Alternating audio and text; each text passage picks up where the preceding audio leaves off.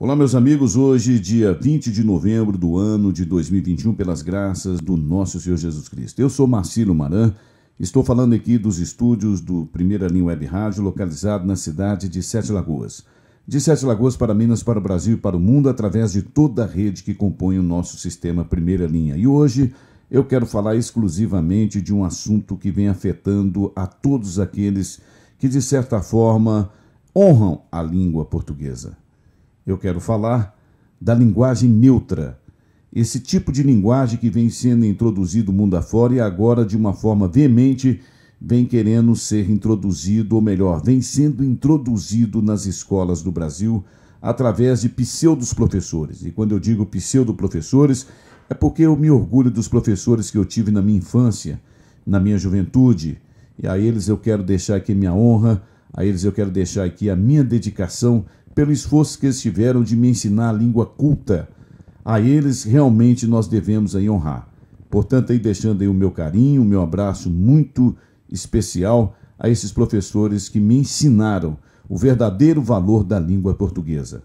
Muito obrigado a vocês. Esse é o assunto de hoje e é um assunto muito sério que diz respeito a você, que diz respeito à sua família, que diz respeito ao nosso modo de viver e, acima de tudo, às nossas crianças, que são as mais prejudicadas e, por que não dizer, as mais visadas por esses seres das trevas que assassinam a língua portuguesa.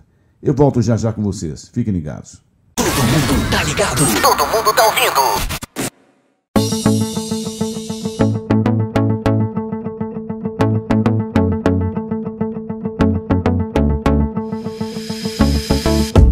Ok, estamos de volta no programa Pimenta nos Olhos. Eu sou Marcílio Maran e esse é o meu comentário de hoje. Eu vou falar sobre a língua neutra, essa introdução, essa aberração que querem introduzir na nossa língua portuguesa. Segundo a professora Cíntia Chagas, que deu uma entrevista à Jovem Pan, dizer todes ou todes é um assassinato da nossa língua e eu concordo com ela. A entrevista, para quem quer assistir, vá lá no YouTube, no Pingo nos Is, e coloque lá a entrevista com Cíntia Chagas e vocês vão ver que entrevista extraordinária. Uma professora de português que realmente debateu de uma forma extraordinária sobre essa questão do quererem introduzir em nossa língua a linguagem neutra. Eu quero falar aqui, que realmente ela tem razão quando ela diz que acolher pessoas que não se identificam com gênero feminino e masculino é o que eles querem. Eles querem, de certa forma, não acolher, mas fazer com que as pessoas acolham o modo delas de pensar e o modo delas de viver. Então eu vou ler para vocês aqui na íntegra essa entrevista da professora Cíntia Chagas, da qual ela deu para a Jovem Pan. Vamos lá. No Congresso Nacional, assim diz a matéria, políticos debatem a aplicação da linguagem neutra nas escolas. Algumas empresas já usam termos não binários para se referir aos seus colaboradores. Nos últimos anos, a discussão em torno da linguagem não binária, ela ganhou força em todo o mundo. Com o intuito de acolher pessoas que não se identificam com gêneros feminino e masculino, o dialeto propõe modificações na norma culta da linguagem portuguesa para anular as flexões de gênero nas palavras. Por exemplo, a tendência aponta que os termos todas e todos deveriam ser substituídos por todes para acolher todos os gêneros. Olha só como é que fica o pensamento dessas pessoas. Ela diz o seguinte, a professora Cíntia: não sou contra as pessoas não binárias, acredito que todo mundo pode ser o que quiser. No entanto, a vontade de uma ínfima maioria não pode prevalecer sobre uma linguagem que é patrimônio nacional, que carrega uma história, o que é uma verdade e eu concordo 100% no que ela diz. A linguagem portuguesa está sendo muito atacada. Primeiro, as pessoas querem dominar o que falamos, para depois dominar como pensamos e, finalmente, o modo que agimos, diz. Cíntia também defendeu que, na realidade, o dialeto não é inclusivo, como se propõe a ser. O uso da linguagem neutra prejudica o aprendizado nas escolas e não inclui ninguém. Isso porque atrapalha a compreensão das pessoas que têm dislexia, confunde os surdos que se comunicam através da leitura labial e atrapalha os cegos que leem através de softwares. já que os aparelhos precisam ser reconfigurados para abarcar esse dialeto que está sendo proposto. E ela continua: a professora explicou ainda que a norma padrão da língua portuguesa já inclui o gênero neutro. Não faz sentido falar todes ou todes. Isso é assassinato, é uma esquizofrenia. No latim, nós tínhamos a terminação em U, que representa o gênero neutro. Quando o latim deu origem ao português, o masculino passou a compreender o gênero neutro. Por isso que quando eu digo boa noite a todos, estou me referindo a homens e mulheres. Além disso, substituir as letras A e O ao final da palavra por E, com a pretensão de neutralizar o gênero, é uma grande bobagem, porque é algo totalmente arbitrário. Por exemplo, a palavra pente termina em E e continua sendo um termo masculino, concluiu. Vamos lá então, dando a sequência. Eu quero lembrar vocês que tudo isso não termina aí. Nós temos tido, e vocês sabem muito bem disso, por parte do STF, Supremo Tribunal Federal, através de seus ministros, uma intromissão ao que nós chamamos de um dos poderes que seriam os legisladores, ou seria o poder legislativo.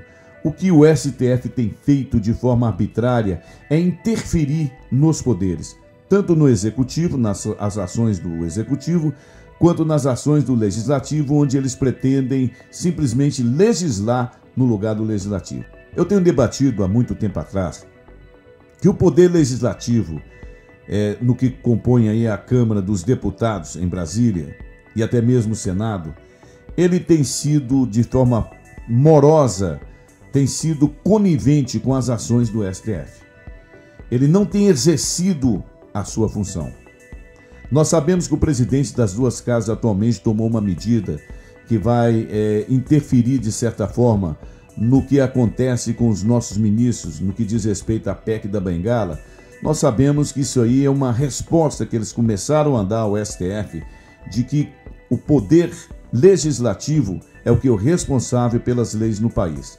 Nós sabemos que o STF, através de sua interferência, junto a tudo que se acontece no Brasil, tem sido algo arbitrário, algo que tem feito com que nós, brasileiros, passemos a ter vergonha do STF. Antigamente nem se falava de ministro do STF. Hoje todos nós sabemos quem são os ministros do STF. E pior ainda, sabemos como agem esses ministros do STF. E agem de uma forma a sempre prejudicar em todos os aspectos o andamento da nossa nação, o andamento do Brasil. Portanto, o STF, em minha opinião, continua sendo uma vergonha.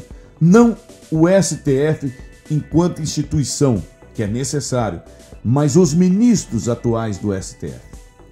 Bom, por que eu estou falando isso? Vamos falar do ministro do STF, Edson Fachin. O Edson Fachin recentemente se intrometeu junto a uma lei votada lá no estado de Rondônia através de um deputado.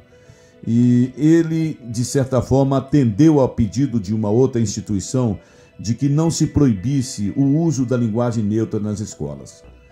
Ele, dentro dessa sua intromissão sobre o que aconteceu, ele relatou, de certa forma, que a linguagem inclusive expressa elemento essencial da dignidade das pessoas e considerou que a proibição que aconteceu lá em Rondônia, questionada, constitui nítida censura prévia. Olha só, o ministro Fachin falando de nítida censura prévia, quando eles, através de suas ações, principalmente do ministro Alexandre de Moraes, têm feito censura prévia às pessoas que lidam principalmente na área da comunicação e até mesmo a deputados. Nós sabemos da história, não precisamos nem de entrar em detalhe.